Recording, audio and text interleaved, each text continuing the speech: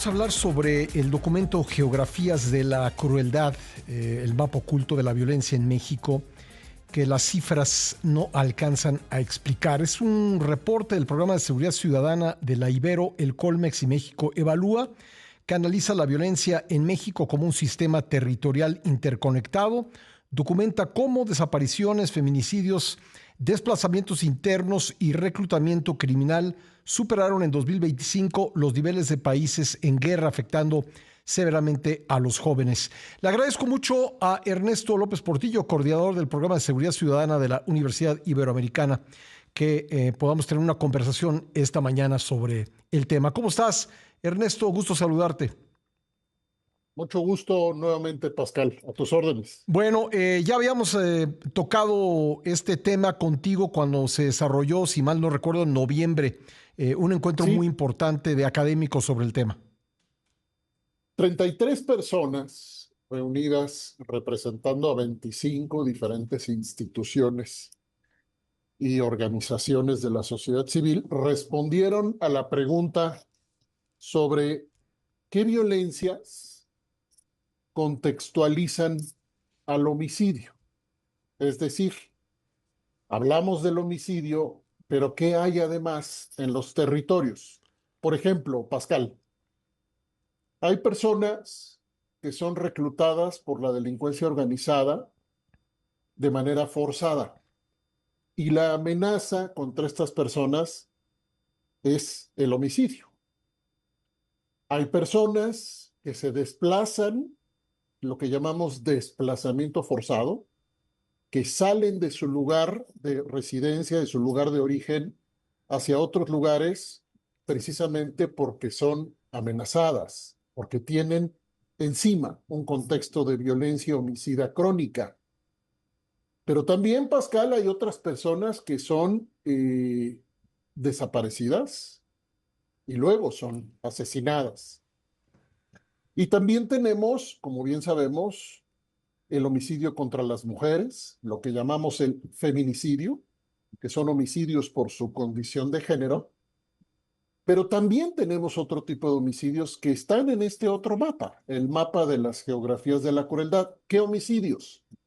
Los homicidios contra personas de las iglesias, mujeres y hombres religiosos que son atacados y asesinados, homicidios contra defensores y defensoras, particularmente, por ejemplo, defensores del medio ambiente, pero también homicidios contra políticos, contra líderes políticos y contra periodistas. Todo esto, Pascal, es el otro mapa. Es el mapa que no está en el relato oficial de la presidenta Sheinbaum o de los gobernadores, gobernadoras, Uh-huh. que nos relatan el registro de homicidios, pero no nos relatan lo que auténticamente podemos comprobar con la investigación de campo que nos trajeron más de 30 personas, lo que está pasando. Entonces, por eso le llamamos geografías de la crueldad, Pascal, porque el país se ha convertido, desde luego no todo, pero muchos territorios se han convertido en rutas de las violencias letales, con todas estas formas del homicidio, con violencias que están antes, que están en el homicidio mismo, pero también con las consecuencias que deja los homicidios en el tejido social, Pascal.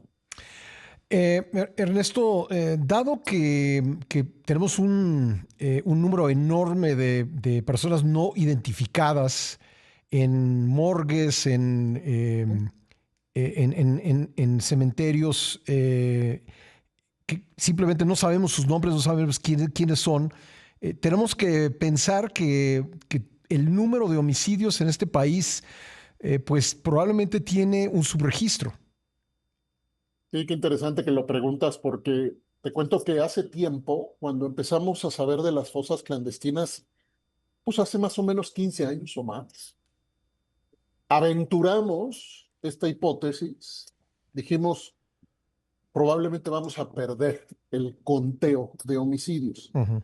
Y nos contestaron, Pascal, que eso sería muy difícil que sucediera porque cuando hay homicidios hay cuerpo. Ujú.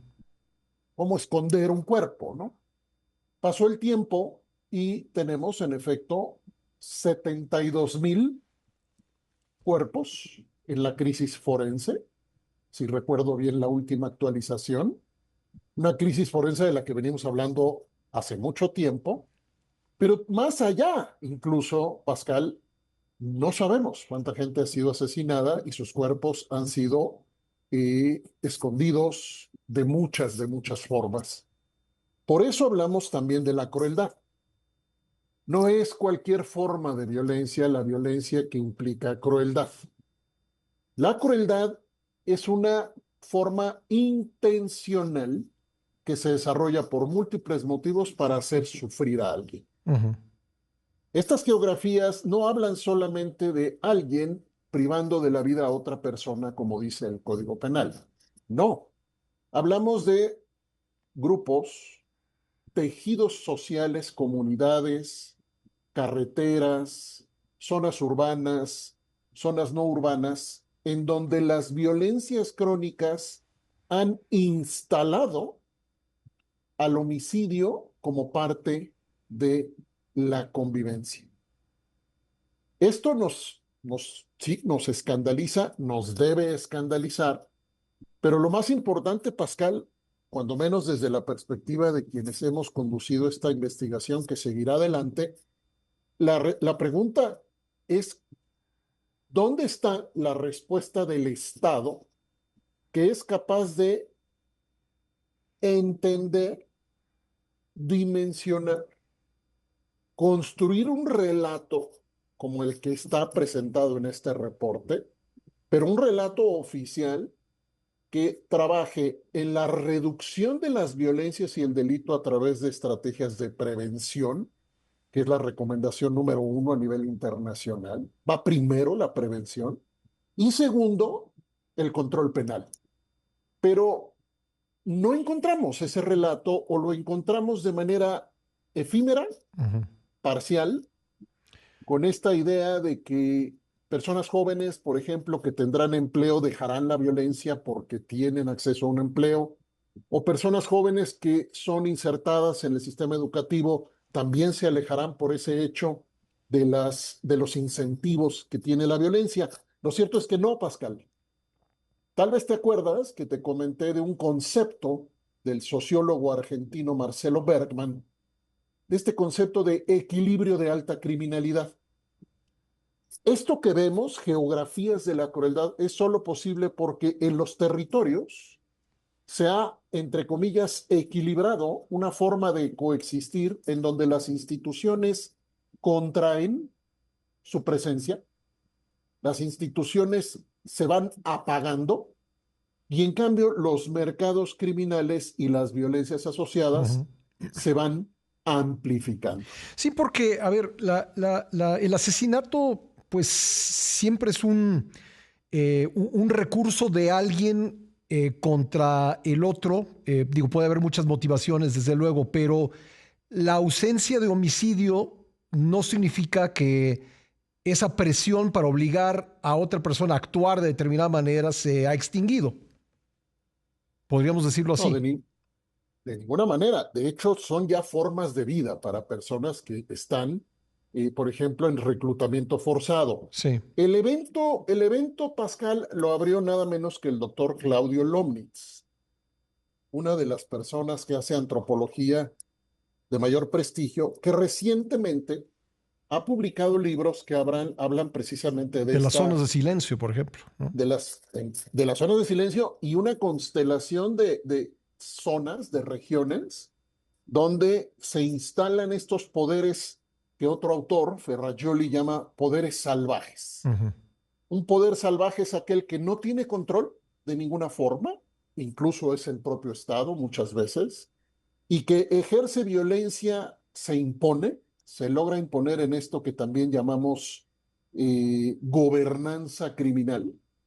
Y entonces este nuevo informe lo que nos enseña es, tocamos, olemos el terreno, salimos y vemos el terreno de Zacatecas, de Guanajuato, de Chiapas, de Chihuahua, y vemos que hay todo un tejido. Imagínate, Pascal, que pones en un mapa nacional, le pones otro mapa encima, que tiene los relieves de un mapa que te enseñan las violencias.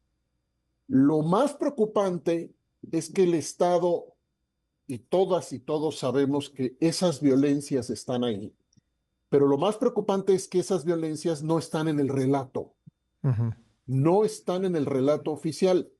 Pregunta, ¿qué hace, por ejemplo, qué decisiones toma la jefa de Estado, pero en general los jefes del Ejecutivo, las jefas del Ejecutivo a lo largo del país, cuando tienen información del crecimiento inusitado de personas jóvenes reclutadas?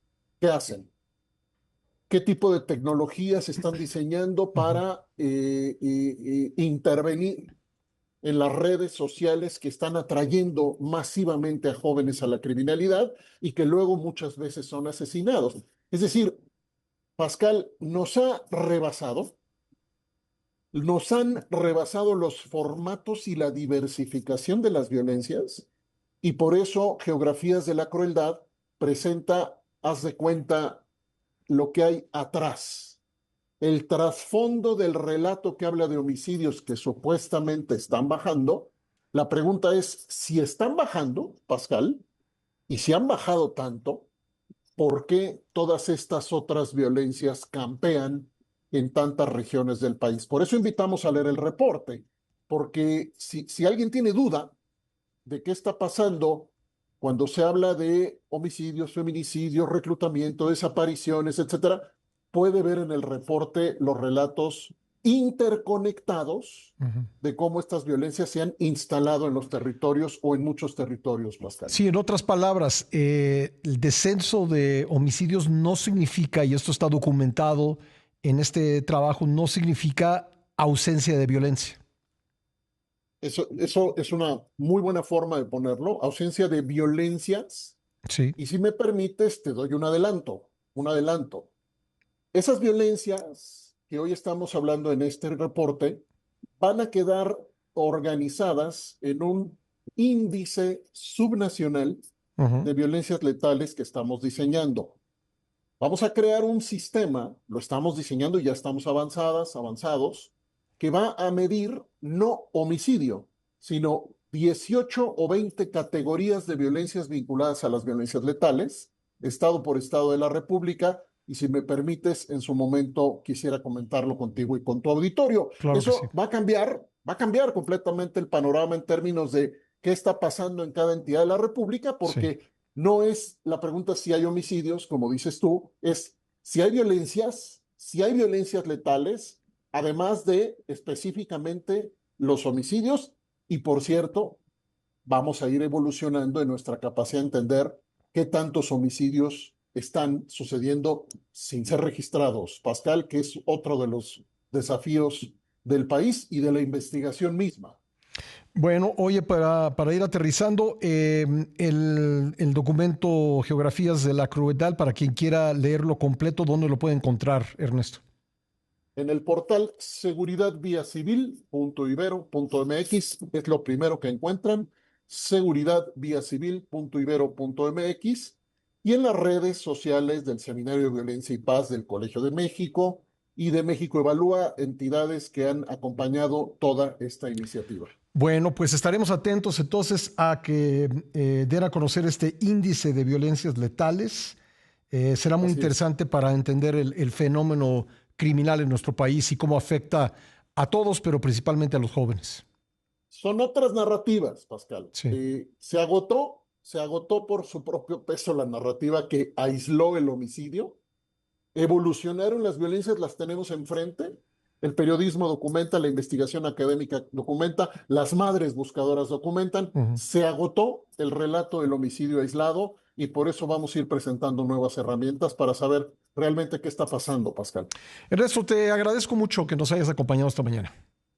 Buen día, buena semana. Gracias, igualmente. Ernesto López Portillo es coordinador del Programa de Seguridad Ciudadana de la Universidad Iberoamericana.